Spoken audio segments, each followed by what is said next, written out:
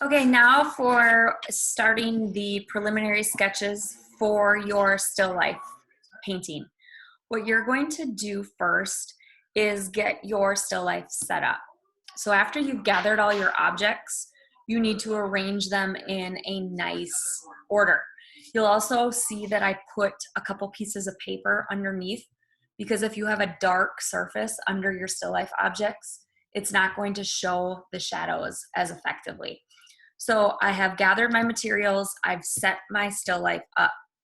Now, if you're struggling to find different heights of objects, you can always use things that you have around your house to prop up, like a container or a Kleenex box or whatever you need to do to get those various shapes. So I have it set up. Few things when you set it up, make sure you're doing overlapping of objects. You wouldn't want to just go in and take your objects and just set them all up in a line like that. That's not what we're going for. We want some overlapping to take place. So that is how I have gone in and set my objects up. They don't have to have a theme. They don't have to all, be related or anything. Just grab some interesting objects around the house.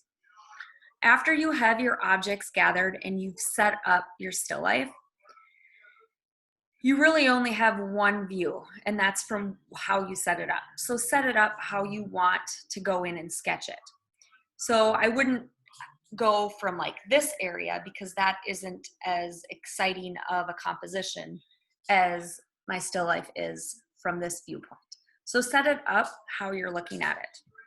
Once you have your still life set up and it's arranged how you want it, you are going to go in and you're going to take just a sketch paper and you're going to do some preliminary sketches.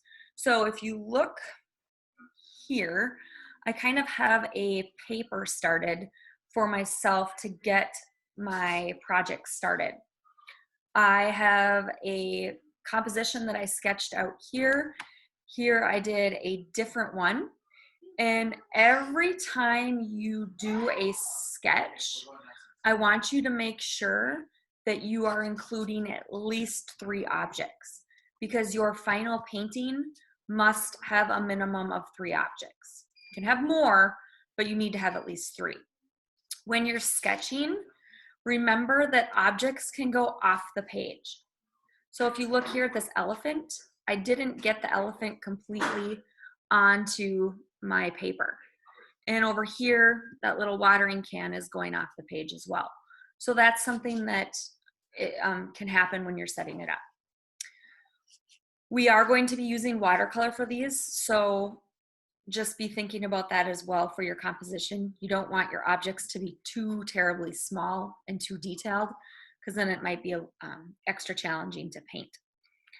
Now, when you're all done and you have everything set up and you've done a few sketches, pick the one sketch that you're going to go with, the one that you're actually going to go into final, and then you can take your watercolor paper and you can actually sketch it out. So now what my job is to take my preliminary sketch that I like the most, and then I'm going to go into my watercolor paper and I'm taking a drawing pencil and I'm going to sketch in from my still life. So when you do your sketching of your watercolor still life, don't press hard with your pencil. You should barely see any of the pencil. Also, please do not start painting yet. I only want you to do the arranging of your still life, how you want it to be. I want you to do the preliminary sketches. Might be 2, it might be 3, 5. Do your preliminary sketches. And then once you have decided on a preliminary sketch for your final, then you can go to your final watercolor paper. This needs to be ultra light with the pencil. Keep in mind too, your composition can be vertical or it can be horizontal. Please let me know if you have any questions. The one other thing I did want to ask about was the slideshow. I did send out a slideshow that discussed composition. It discussed a little bit about how you're going to go about painting it. If you did not get that, you need to let me know so I can send it to you again, maybe through email, so it shows up. Otherwise, have fun. Again, this is so different because we're all kind of working on our own, but I'm kind of excited to see the different objects that people end up picking. And again, you guys are doing awesome. I miss you a ton. I was telling a couple other teachers today that I really miss just conversations with you guys.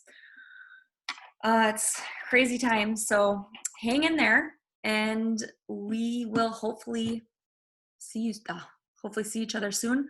Otherwise, we'll be seeing each other next week for sure. Okay, take care and have a great weekend too.